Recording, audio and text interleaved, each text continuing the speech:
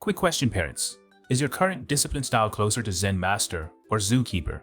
If you answered Zookeeper, and statistically, you probably did, unless you're a mythical parenting unicorn, then prepare to have our mind slightly expanded. Because today, we're venturing beyond the tired, old tactics of timeouts and tantrums and into the surprisingly sane-ish world of effective toddler discipline. Okay, fellow parental units, today we're tackling the Mount Everest of parenting fails. Discipline. Yeah, I know, discipline. Just the word itself makes you want to hide under a blanket with a family-sized chocolate bar and pretend you don't have tiny humans actively try to dismantle your sanity. Because let's be honest, traditional discipline, punishments, reward charts, they work about as well as trying to herd cats uphill during a hurricane in tap shoes.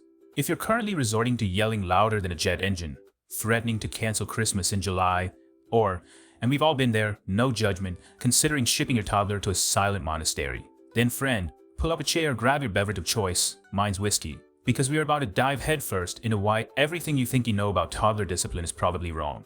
See, for generations, we've been told the parenting gospel. Bad behavior equals punishment. Good behavior equals rewards. Simple, right? Except toddlers? Their brains are basically tiny, adorable, highly illogical chaos machines. Trying to apply adult logic to a toddler's brain is like trying to pay your taxes with Monopoly money.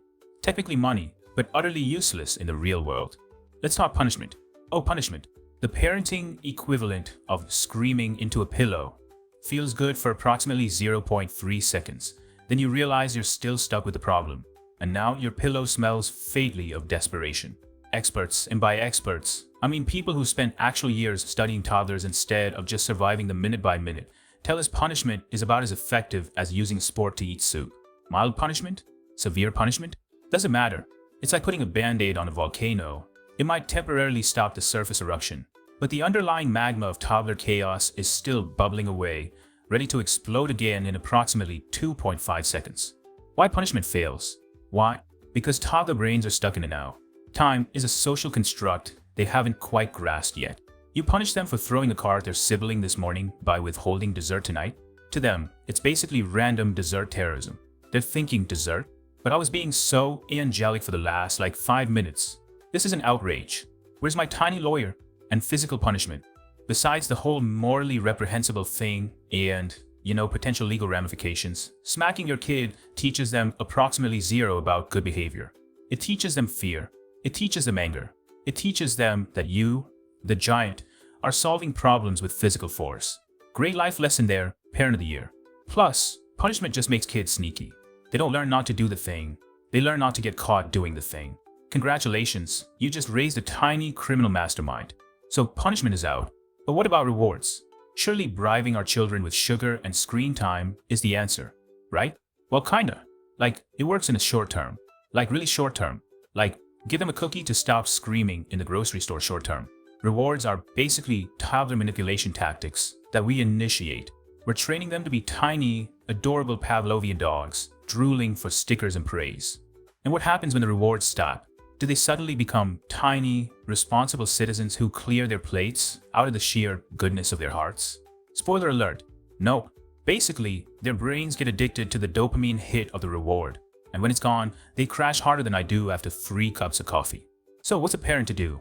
Are we doomed to a life of toddler-induced anarchy and permanent noise-canceling headphones? Fear not, because there is a better way, and it involves connection. I know, connection sounds like something out of cheesy self-help seminar, but stick with me. Instead of punishment and rewards, we're talking logical consequences, positive reinforcement, and understanding the root cause of the tiny human tornado that just ripped through your living room. Think cause and immediate effect. Toddler throws a car, cars go bye-bye. Throwing cars hurts. Cars are taking a break now. Simple, immediate, related to the crime. No dessert deprivation required. Cats are being good when you see siblings playing nicely. Shower them with praise. Wow, you guys are playing so nicely together. That's amazing. Make a huge deal out of it. Exaggerate wildly. They eat it up and actually works. Before you react, ask why. Why is your toddler suddenly channeling their inner Tasmanian devil? Are they tired, hungry, overstimulated, just plain bored and testing the limits of your sanity? Sometimes bad behavior isn't about being bad. It's about a need not being met. And for the love of all that is holy, ditch the reward charts. Instead, try collaborative problem solving. Involve them in setting boundaries. Okay, we agree no throwing cars, right? What should happen if cars get thrown? Car timeout?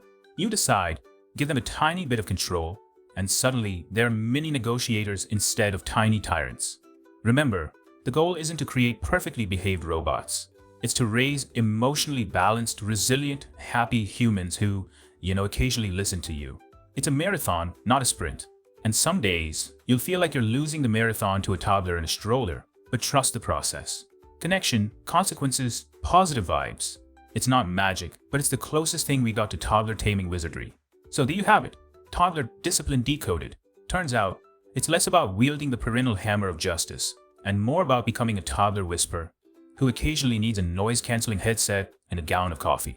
But hey, mastering toddler discipline is just one tiny step on the epic, never-ending staircase of parenthood.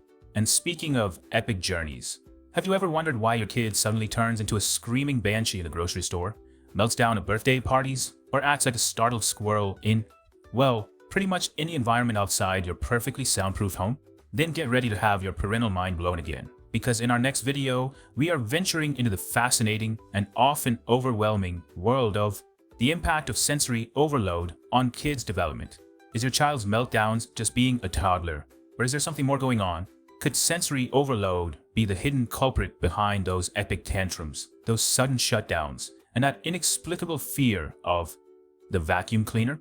We're diving deep into the science, the signs, and the shockingly simple strategies to help your child navigate the sensory roller coaster of childhood and go from overwhelmed to thriving. Yes, thriving. Imagine, trust me, understanding sensory overload is like unlocking a secret parenting cheat code. It's a game changer. You will see your child and their tantrums in a whole new light.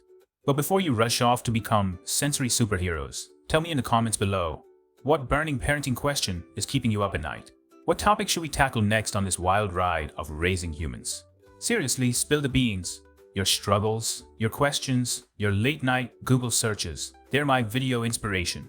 So, smash that subscribe button harder than your toddler smashes their peas onto the floor. Click on the sensory overload video right now to unlock the secrets to a calmer, happier kiddo and a slightly calmer, happier you. And let's keep this parenting party going. Stay legendary.